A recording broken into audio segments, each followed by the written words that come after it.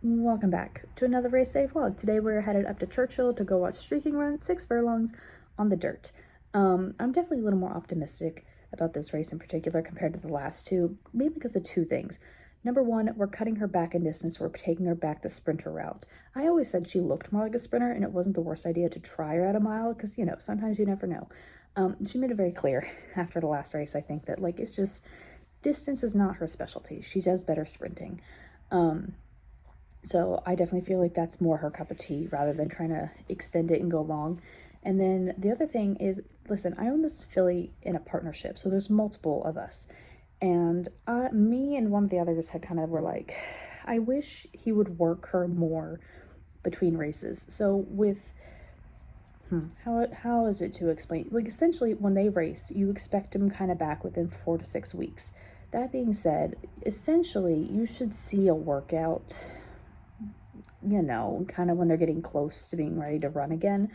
What this trainer was doing in particular is not uncommon, but he would essentially do, especially when you're going sprinter distances, is he would just enter her instead of working her, which makes sense in the sprinter thing. So for she had done 2 back-to-back distance races, and there wasn't any works in between, and I was like, I don't love that. And so this time, he actually changed it up and put 2 works in between her 2 races, which I was like, yes, there we go. And so he had her do a bit of a longer work. I think it was like 5 furlongs. And then he cut her down to a 3 furlong just to quicken her up. And so I was like, yes, perfect. She has a little more fitness, a little more stamina, a little bit more speed coming into this next race. I like all these things. I like seeing the change. So yeah, I'm a little more optimistic coming into this race. That being said, it is a big field. It is an 11 horse field. I don't know if there's any scratches right now. It's too early for that, but yeah, big field. So it's also because it's Churchill, the race is a little bit tougher. It's not as tough as Indiana, but it's kind of like Ellis tough, if that makes any sense, the quality of horses. So yeah. Anyway, I guess we're gonna head on up there. I'm gonna actually water my plants first because they've been neglected for the past 3 weeks. I just got back from, we finished the Kingland sales yesterday. So I have so many videos, I'm gonna have a race day vlog and this race day vlog waiting on standby. I have 3 or 4 sale videos that I've also got to put together. It's a whole thing. And so obviously my plants, because I've been gone for 3 weeks, have been neglected. And one of my plants is developing air roots, and she's stressing me out because now I got to fix that. Have you ever seen air roots on a plant?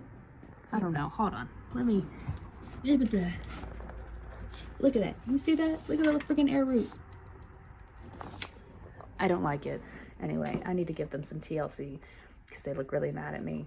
And then I guess we're gonna go watch some horse racing. And then I'm gonna clean my room and get my life together because I've been gone for so long.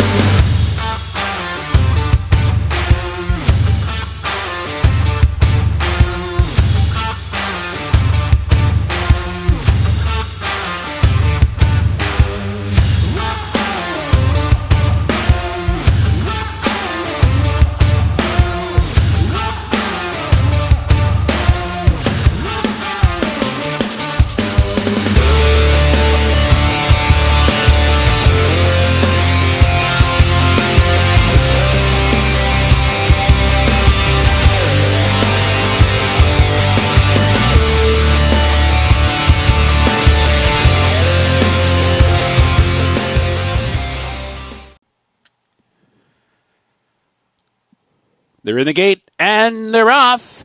She singled again, came walking out of there. La Bucana racing to the front. Streaking is on the outside and racing up two. And Grace on Grace comes through toward the rail with Take Wings. Madam Markovich backs off them, but is an up-close fifth. Mom's Cheesecake and a bit tight there back into sixth. She's singled again, is racing in seventh at a break of five. The two trailers are Cohart and Ton of Laughs. The leader, La Bucana, with 4 furlongs to go. And Streaking is continuing to press for the lead, and these two up top together. And Streaking takes the lead. Streaking takes the lead just as they hit the far turn. La Bucana trying to keep pace and comes right back at it at the inside. These two round the far turn together. Madam Markovich not far behind in third. In the meantime, she singled again, revs up outside fourth. Grace on Grace needing to find racing room toward the inside, and Take Wings is following her. They're off the turn, Streaking in front. La Bucana comes again, and Grace on Grace comes up the rail. Here comes Grace on Grace in front of the eighth pole now, squeezing through. In tight there was Streaking. La Bucana fights on as well, but Grace on Grace came on through and rides the rail to a 3-length win. Grace on Grace first, La Bucana second, Streaking with... You've already watched the race. Let's talk about it. She is the 11 horse, so she's breaking from the far, far outside. And I will say she had a great start. Not only that, but the jockey did a hell of a job getting her in closer to the rail. Obviously, with races like this, when you have so many horses breaking out of the gate, you don't want to be stuck out there 5 or 8 wide for a long time and having to race all that unnecessary distance. So he did a great job sneaking her over to the rail as soon as traffic was clear for her to go. But anyway, and off they go.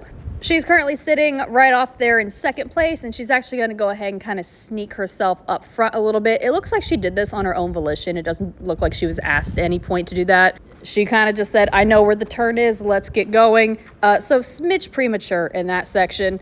But obviously, as they're coming around the turn, you're kind of wondering, all right, is she going to put them away, or are the closers going to kick in? And I can definitely say, you can definitely tell where the class of the field starts to separate right in this section, because your top 3 horses are going to separate themselves from the rest. I will tell you, the 8 ran a hell of a race in this race. But obviously, the 1 and the 8 are trying to fight back at this stage. And you're going to see her take a funny step right there, and it's because she jumped a piece of something out on the racetrack. Don't know what it was. Did it cost her the race? No, it did not. I think that this would have probably been the finish regardless. I don't think it cost her the race, but she hangs on for third. Overall, definitely not a bad race. I definitely think it proved that sprinting is more her cup of tea compared to the long distance thing.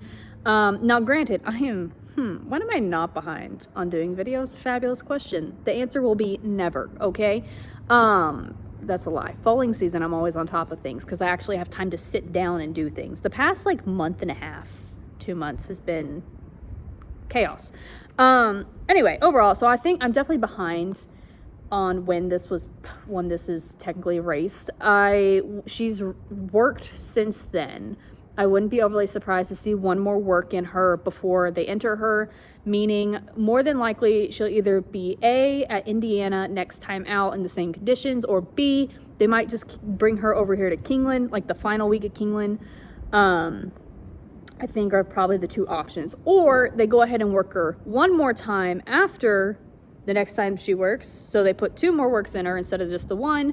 And I wouldn't be surprised to see her at Churchill. Because currently, we're in the middle of playing ping pong with which racetrack we go to.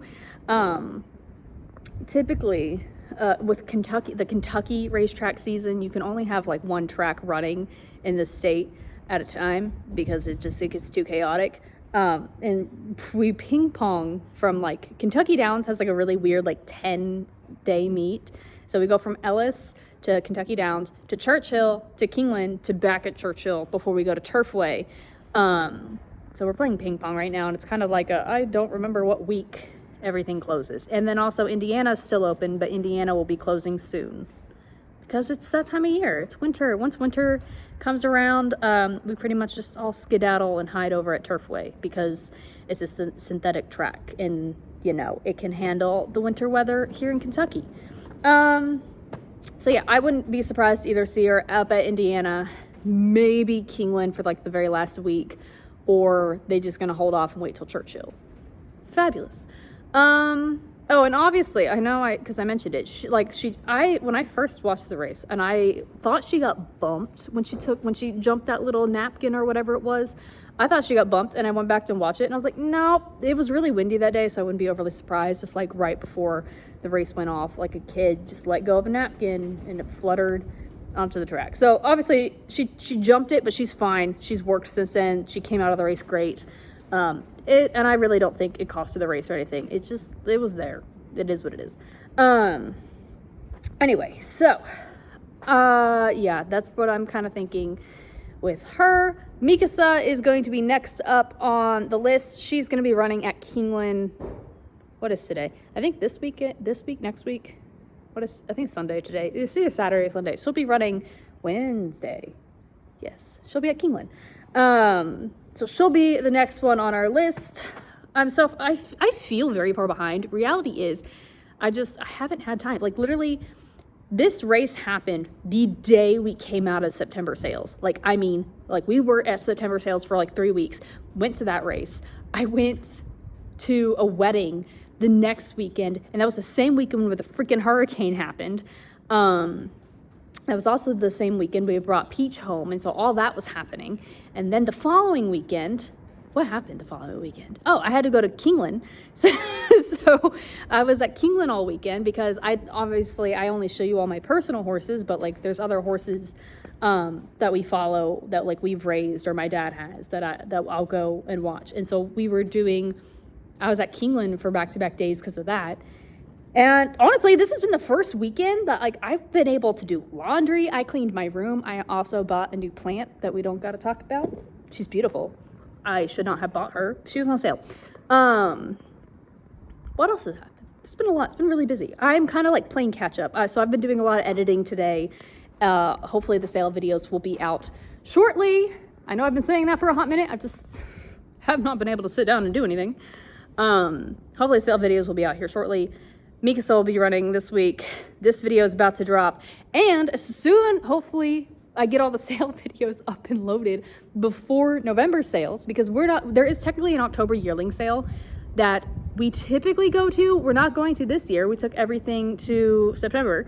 That being said, November sales is also right around the corner. So I have to introduce you all to everything we're taking to November sales, because November sales is definitely a little more chaotic because we tend to do more buying than selling. And I think that's going to be the same case with this one. I probably won't. Well, it'll depend. We'll see. We'll play by ear. I'm not doing any personal shopping in November. I did last year. I'm not shopping for anything because, listen, I have a lot of projects. Some of them are secret that we will find out about later. I got a lot of projects out here in the woodworks. And one of my projects, there's two things, and that's the conversation for when foaling season is happening.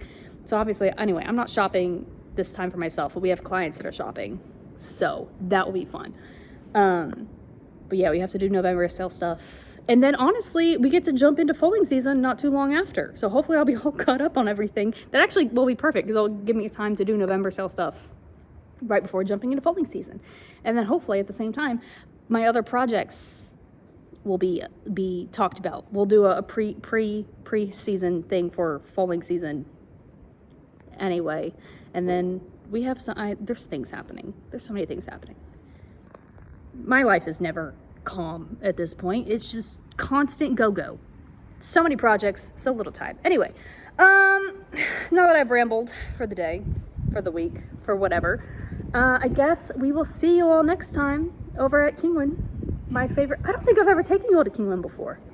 I love Keeneland. Keeneland's my backyard. Anyway, I will see you all at Keeneland next week.